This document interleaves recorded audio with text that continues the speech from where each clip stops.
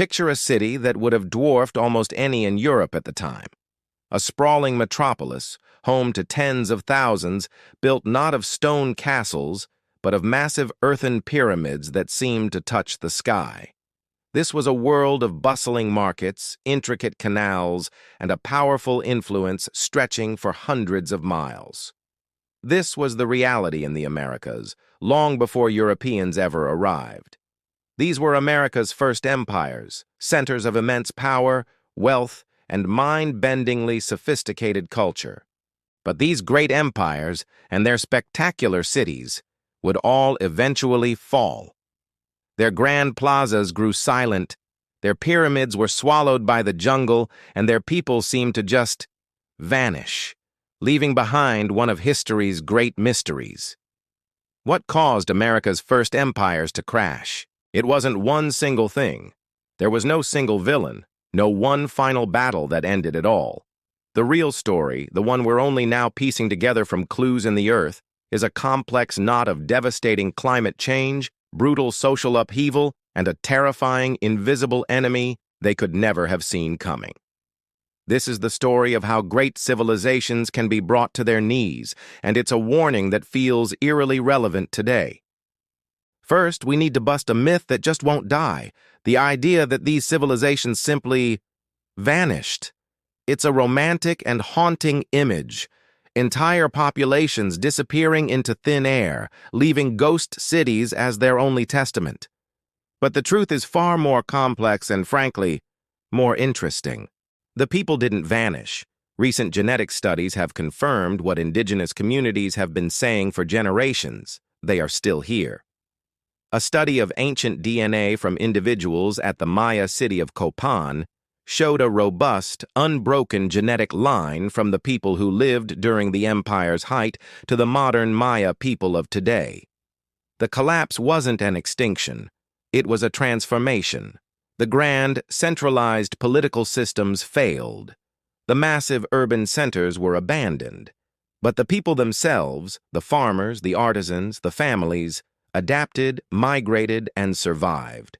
Their culture didn't disappear. It evolved. So, when we talk about the crash or the collapse, we're really talking about the implosion of a political and social structure. We're investigating the death of a way of life, not the death of a people. Why did they walk away from these cities they had spent centuries building? What forces became so powerful that abandoning their homes, their temples, the very center of their universe, was the only option left? This is the real mystery. To solve it, we have to become ancient detectives. The crime scenes are the ruins themselves. The evidence is encoded in cave stalagmites, in the mud of ancient lakes, in the atoms of human bones, and in the silent warnings carved into stone monuments.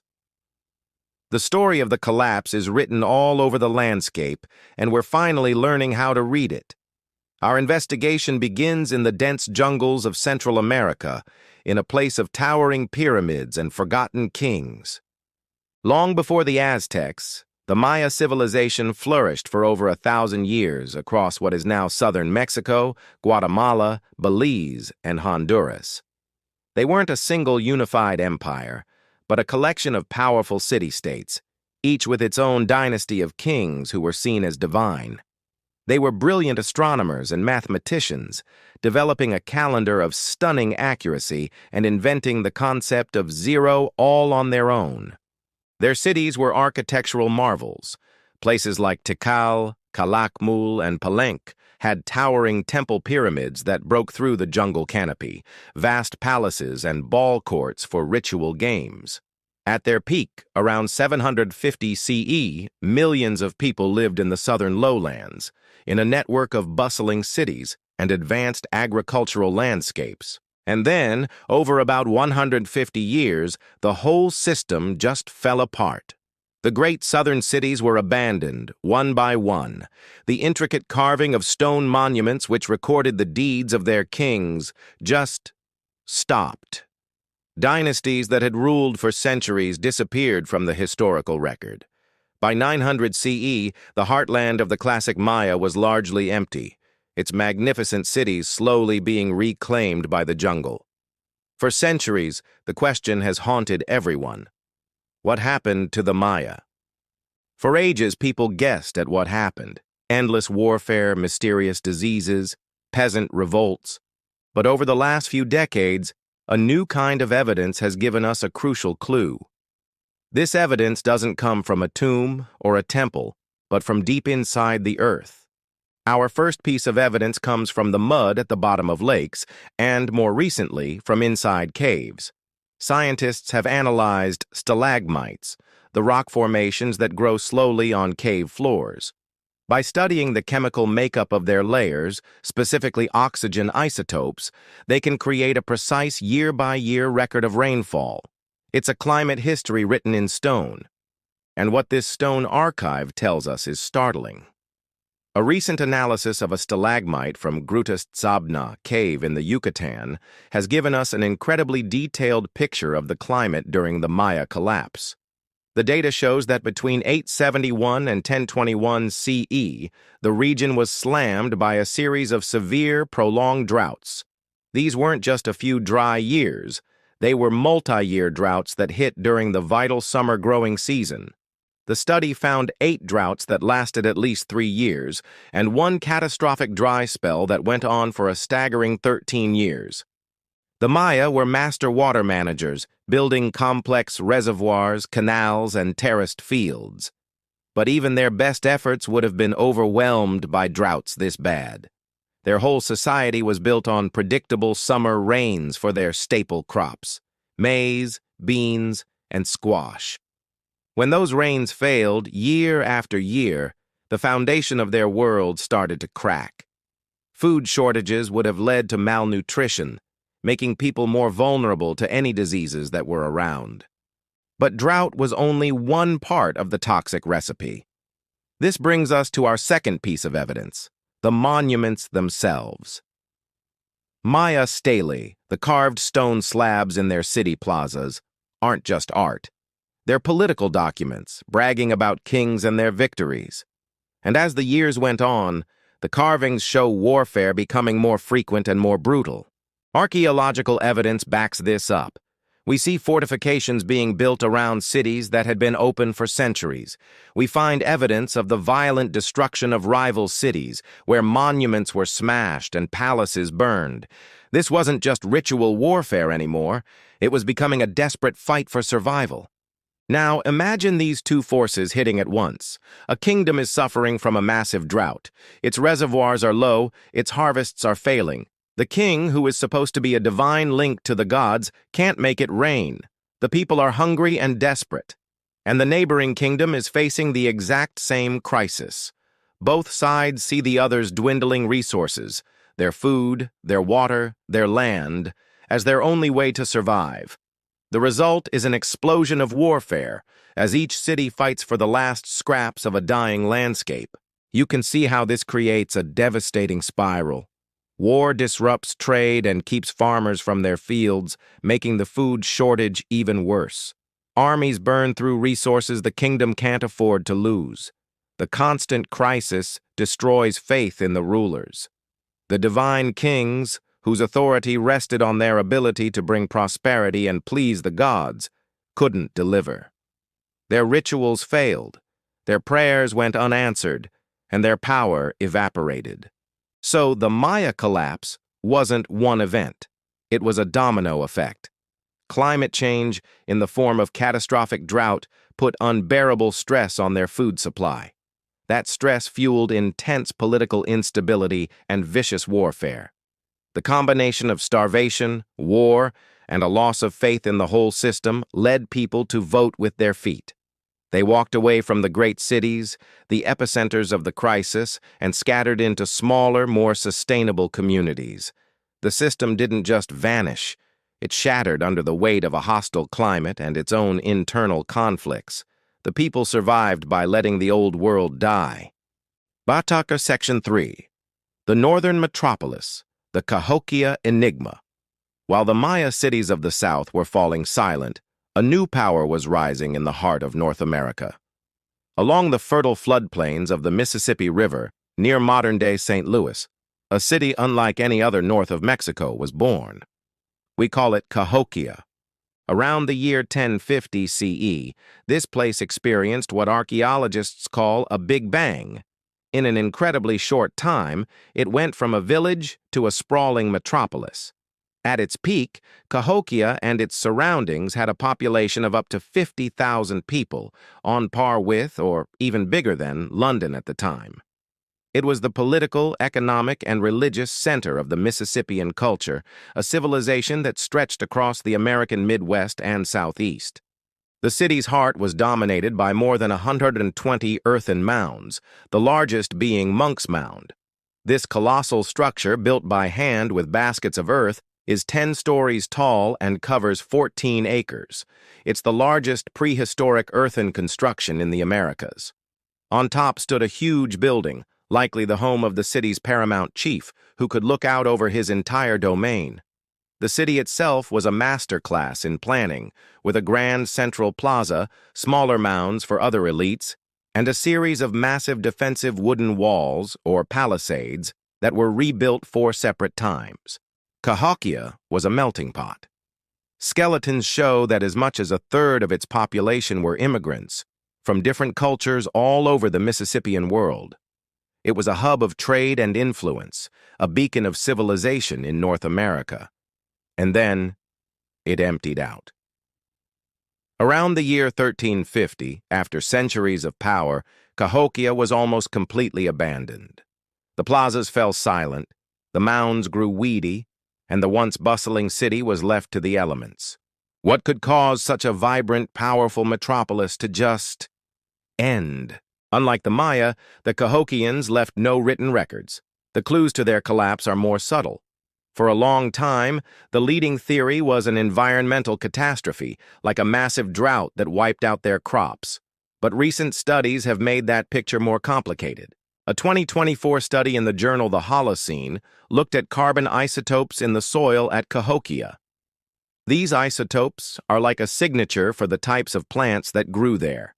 If a drought had killed off their staple crop, maize, and let prairie grasses take over, that signature should have changed dramatically. But the researchers found no evidence of that. The ratios stayed pretty consistent, suggesting the Cahokians, who were skilled farmers and engineers, might have been able to handle the climatic shifts. They likely had sophisticated food storage and a diverse diet that could get them through a dry spell. Now, that doesn't let the environment off the hook. Other evidence points to major environmental stress caused by the city itself. Building the mounds and those huge wooden walls required cutting down immense forests. This deforestation would have led to more erosion and severe local flooding, in a floodplain that was already prone to it. In fact, sediment cores from the area show evidence of major floods that line up with periods of population decline. And centuries of intensive maize farming in the same fields would have slowly drained the soil of nutrients, leading to smaller and smaller harvests. So, while a single dramatic drought might not be the killer, a slower human-made environmental decay was almost certainly putting the system under immense strain. The city was, in a way, slowly poisoning its own land. This environmental stress likely collided with our second major clue: social and political trouble. The very existence of those massive defensive walls, rebuilt 4 times between 1175 and 1275, is a clear sign of conflict. Whether the threat was from outside rivals or from factions inside the diverse, multi-ethnic city is up for debate. But those walls tell us that life in Cahokia wasn't always peaceful. Skeletons also point to violence and a highly stratified society. Some people were buried in lavish tombs, while others show signs of being ritual sacrifices or political executions. A large, diverse population crammed into a city is hard to manage, and as environmental pressures mounted, less reliable crops, more flooding, social tensions likely boiled over. The ruling elite, whose power depended on providing stability, may have found themselves unable to cope. The collapse of Cahokia, then, was likely a gradual unraveling. It wasn't one thing, but a cascade of problems. Imagine a city dealing with more frequent and destructive floods, while its fields produce less food each year. Imagine political tensions rising, maybe between the old guard and the large immigrant population. Imagine the constant threat of violence, forcing more resources into building bigger walls. There was likely no single moment where everyone decided to pack up and leave. Instead, people probably started to drift away. They moved to be closer to family, to find new opportunities, or just to escape a city that was becoming unsustainable. Cahokia didn't die with a bang. It faded away as its people sought a better, more stable life elsewhere. It was a slow-motion collapse, driven by the immense pressure a city its size put on the local environment, made worse by the social strife that pressure always creates. The great northern metropolis died because it grew too big, too complex, and too demanding for its world to support. The fall of the Aztec Empire is a tale of conquest, but the true cause of its collapse goes beyond the traditional narrative of Spanish soldiers overpowering indigenous forces. In the early 16th century, the mighty Aztec Empire, centered in Tenochtitlan, was at its zenith. The capital was an engineering marvel, with canals, pyramids, and a thriving tribute system that brought wealth from conquered peoples. Yet internally, the empire was built on fear, not loyalty, and subjugated groups like the Tlaxcalans harbored deep resentment against their Aztec overlords. This internal strife created a powder keg, waiting for a spark. That spark came in 1519 with the arrival of Hernán Cortés and his small group of conquistadors. Unlike the notion of a straightforward Spanish conquest, Cortés capitalized on the animosity between the Aztecs and their enemies. He formed alliances with the Tlaxcalans and other oppressed groups who saw the Spanish as potential liberators. Thus, the Spanish were not conquerors, but instigators of a civil war, with the Aztecs' own weaknesses making them vulnerable.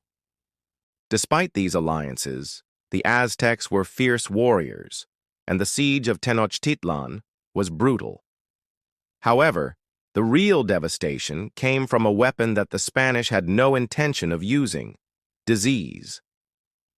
When a smallpox-infected African slave came with the Spanish, the virus spread rapidly among the unprepared Aztecs, who had no immunity to such diseases.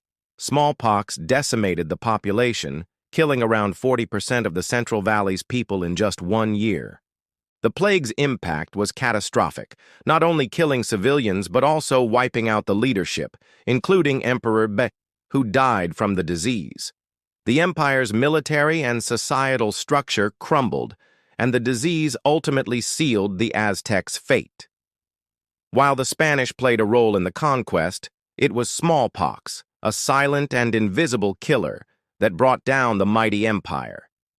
This biological catastrophe underscored the fragility of the Aztec Empire, showing how deeply interconnected the fall of civilizations can be when external forces collide with internal weaknesses. So, what caused America's first empires to crash? As we've seen, there's no single, simple answer. The story of their fall is a complex tale of interconnected forces. It's never just one thing. For the classic Maya, it was a perfect storm of climate change and internal conflict, a civilization wrecked by catastrophic droughts that fueled desperate, unwinnable wars. For the great city of Cahokia, it was a slower, more insidious collapse, driven by self-inflicted environmental damage and the social tensions that grew from its own success. And for the Aztecs, it was a brutal collision of worlds, where a politically fragile empire was shattered by a strategic alliance and utterly devastated by a foreign disease they couldn't fight. In every case, we see a delicate balance being broken. The balance between a civilization and its environment, the balance between rulers and their people, and the balance between competing powers. When these systems are put under extreme stress, whether from a changing climate, a depleted resource, or a new threat, they can unravel with terrifying speed. But maybe the most important lesson from the rubble of these fallen empires is one of resilience. The cities fell, the political systems crumbled, but the people endured. The descendants of the Maya, the Aztecs, and the Mississippian cultures are still with us today, carrying on their languages, traditions, and heritage. They didn't vanish, they adapted. They survived the end of their world and built new ones. Their story is a powerful reminder that while empires are fragile and cities can turn to dust, human culture and the will to survive are profoundly enduring forces. The empty plazas and jungle-choked pyramids aren't just monuments to a lost world, but testaments to the incredible resilience of its survivors. If you find these ancient mysteries as fascinating as we do, be sure to hit that like button and subscribe for more journeys into the past. The story of our world is filled with incredible rises and devastating falls, and there are always more clues to uncover. What theories about these collapses do you find most compelling? Was it climate, conflict, or disease that played the biggest role? Share your thoughts in the comments below. We read every one. Thanks for watching.